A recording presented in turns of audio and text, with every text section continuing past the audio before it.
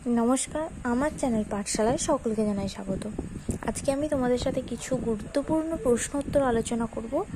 Class 2 এর second exam. পূর্ণমান থাকবে 10 আর সময় থাকবে 20 মিনিট। বিষয় হচ্ছে গণিত। তাহলে দেখো কি কি প্রশ্ন আছে। প্রথমে আছে শূন্যস্থান পূরণ করো। এর মান আছে 6টা প্রশ্ন আছে, হাফ নাম্বার করে আছে। তাহলে 6টা প্রশ্ন যদি হাফ নম্বর করে থাকে তাহলে কত হয়ে যাবে? 3। তাহলে প্রথমে আছে 56 সংখ্যাটির 5-এর স্থানীয় মান। তাহলে 56 সংখ্যাটির 5-এর 5টা কি এটা হচ্ছে একক আর 5টা হচ্ছে দশক। তাহলে 5-এর স্থানীয় মান কত হয়ে যাবে? 50।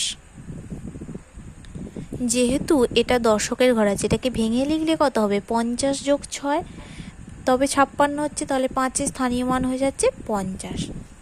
তারপরে আছে 3 যোগ 3 যোগ 3 যোগ 3। কটা 3 আছে? 4টে 3 আছে। তাহলে এখানে লিখে দেবো 3 গুণ 4।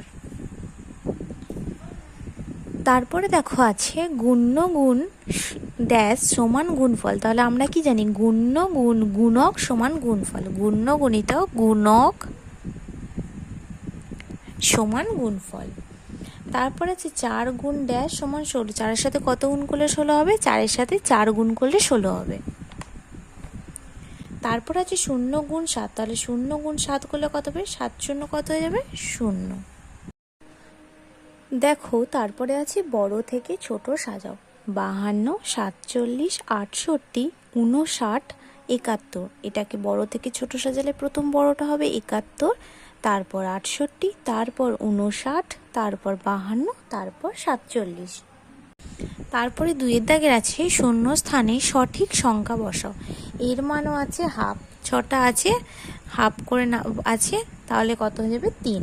তাহলে এর মানও 3, আগেরটার মানও 3। তাহলে এখানে কি লেখা আছে দেখো? 5, এটা গুণ 5 আছে, তাহলে এখানে 0 আছে। 5-এর সাথে 0 গুণ করলে কত হয়ে যাবে? 5 0 0। তারপরে 5 5-এ 25, 5 আর এখানে 45 আছে। 5-এর সাথে কত গুণ করলে 45 হবে? 5-এর সাথে 9 গুণ করলে 45 হবে। 5 9 45। তারপরে আছে 5-এর সাথে 8 গুণ করলে কত হবে? 5 8 40। তারপর আছে 7, 5 7 35। তারপরে এখানে আছে 30। তাহলে 5-এর সাথে কত গুণ করলে 30 হবে? 5 6 30।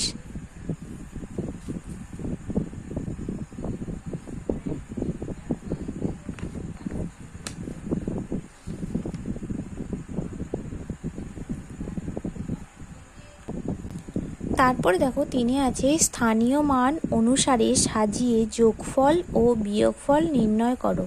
এর মান আছে 1 + 1 = 2, মানে যোগফলটাতে 1 আর বিয়োগফলটাতে 1। তাহলে চলো যোগটা করে দেখি। প্রথমে আছে 69। তাহলে 69 যোগ 23। তাহলে প্রথমে লিখবো 69 আর কত আছে? 23।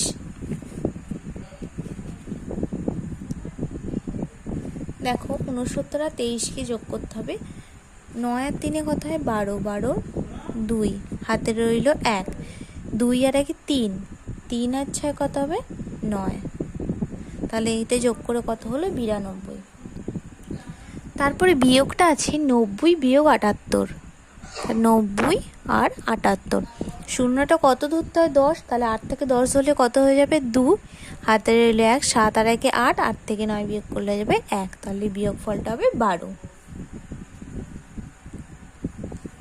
তারপরে 4-এর দাগে আছে নিম্নলিখিত প্রশ্নগুলির সমাধান করো।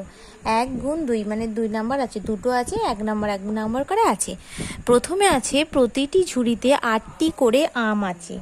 এই রকম 7টি ঝুড়িতে মোট কটি আম আছে?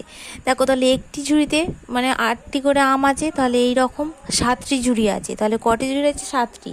আর তাহলে যদি একটি ঝুড়িতে যদি 8টি আম থাকে, তাহলে 7টি ঝুড়িতে থাকবে কত? 7 গুণ 8 তোমার 27 56। অতএব 7টি ঝুড়িতে মোট আম আছে 56টি।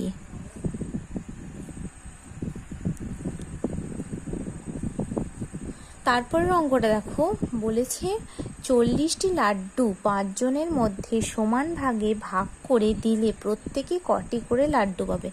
40টা লাড্ডু আছে, 5 জনের মধ্যে ভাগ করে দিতে হবে, তাহলে 40 ভাগ 5। তাহলে এটাকে ভাগ করে দেখো, 40 5 আসতে 40, তাহলে কত হলো 8। তাহলে অতএব প্রত্যেকে 8টি করে লাড্ডু পাবে।